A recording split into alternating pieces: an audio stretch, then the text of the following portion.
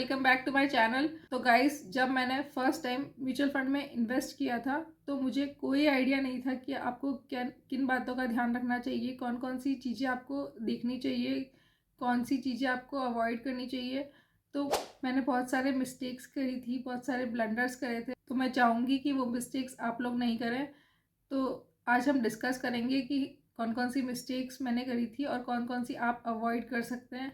तो चलिए चलते हैं, वीडियो शुरू करते हैं। फर्स्ट एंड फॉरमोस्ट मिस्टेक जो मैंने करी थी buying regular plan instead of direct plan. क्योंकि मैंने अभी तक जितने भी लोगों को इन्वेस्ट करते हुए देखा था म्यूचुअल फंड में, तो वो सारे के सारे रेगुलर प्लान में इन्वेस्ट करते थे। तो मुझे कोई आइडिया नहीं था कि ऐसे दो अलग अलग प्लान्स भी होते हैं, direct plan and regular plan. तो मैंने भी एक थर्ड पार्टी एजेंट के थ्रू म्यूचुअल फंड में इन्वेस्ट किया और मुझे ह्यूज लॉसेस को देखना पड़ा। तो आप सोच रहे होंगे कि इसमें मिस्टेक क्या है, रेगुलर प्लान तो बहुत सारे लोग खरीदते हैं। हाँ, यू आर राइट कि बहुत सारे लोग रेगुलर प्लान खरीदते हैं, बट अंतर क्या होता है कि आपका जो ओवरऑल कॉर्पस आता है over the long period of time, तो आपके बिकॉज ऑफ कमीशंस आपके बहुत कम हो जाते हैं overall profits. That's why it is always suggested कि आप डायरेक्ट प्लान में इन्वेस्ट करो। तो अब ये रेगुलर प्लान और डायरेक्ट प्लान होता क्या है? देखिए, रेगुलर प्लान वो प्लान होता है जब आप एक किसी थर्ड पार्टी एजेंट के थ्रू म्यूचुअल फंड में इन्वेस्ट करो या किसी डिस्ट्रीब्यूटर के थ्रू म्यूचुअल फंड में इन्वेस्ट करो। और दूसरा क्या होता है, डायरेक्ट प्लान। डायरेक्ट प्लान का क्या मतलब होता है? जब आप directly from the mutual fund company से खरीदो। अंतर क्या होता है? अंतर ये होता है, जब आप थर्ड पार्टी एजेंट में इन्वेस्ट करोगे तो ऑब्वियसली जब आप एक थर्ड पार्टी एजेंट के थ्रू इन्वेस्ट करोगे तो आपको कमीशन देने पड़ेंगे, उनका कुछ प्रॉफिट देना पड़ेगा। तो overall expense ratio regular plan में ज़्यादा होता है as compare to direct plan. क्योंकि एक्सपेंस रेशियो प्लान में ज़्यादा होता है तो ओवरऑल प्रॉफिट्स जो होते हैं वो हमारे रेगुलर प्लान में कम हो जाते हैं इंस्टेड ऑफ डायरेक्ट प्लान। तो देखिए, हम एक कैलकुलेशन के थ्रू देखेंगे। एक पर्सन है, उसने अपना 25,000 की मंथली SIP चालू करी है डायरेक्ट प्लान में। तो और वही सेम SIP उसने चालू करी है रेगुलर प्लान में 25,000 की। तो दोनों का ईयरली रेट ऑफ इंटरेस्ट है वो 12%, तो दोनों में 12% है।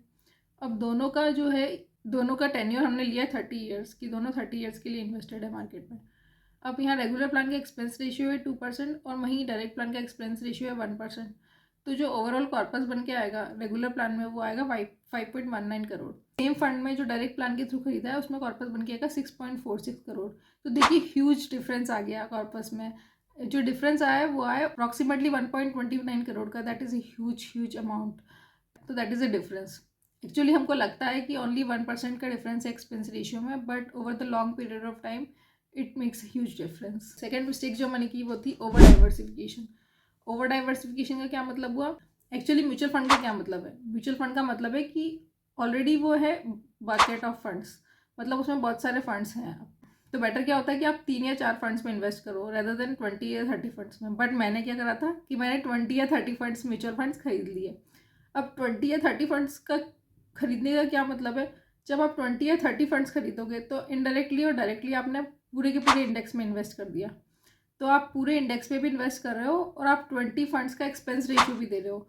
तो आपकी कितनी बड़ी ह्यूज ब्लंडर हो गया कि आप इतना सारा अपना प्रॉफिट मार्जिन आप एक थर्ड पार्टी एजेंट को दे रहे हो, और दैट टू इतने सारे फंड्स का।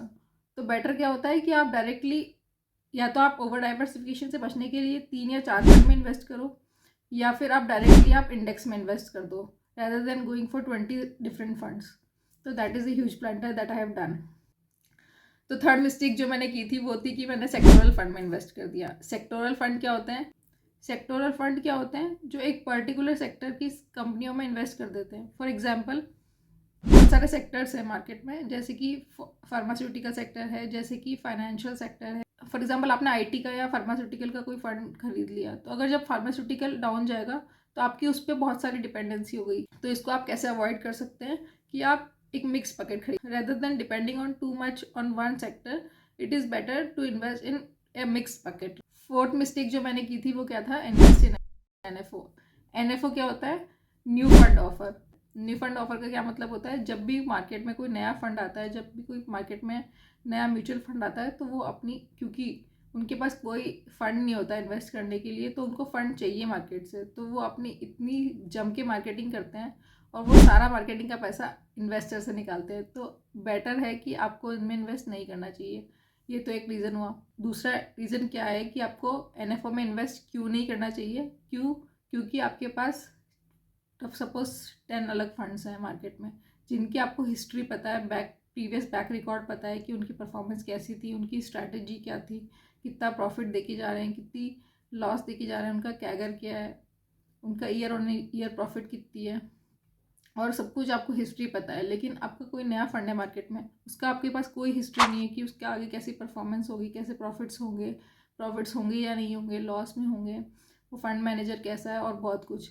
तो बेटर क्या होता है कि आपको NFO अवॉइड करना चाहिए, रेदर देन आपको एक ऐसे फंड की तरफ जाना चाहिए जिसके पास आपका ट्रैक रिकॉर्ड हो। तो क्योंकि आप उसमें बेटर कंपैरिजन कर सकते हो, बेटर आपके पास अंडरस्टैंडिंग होती है।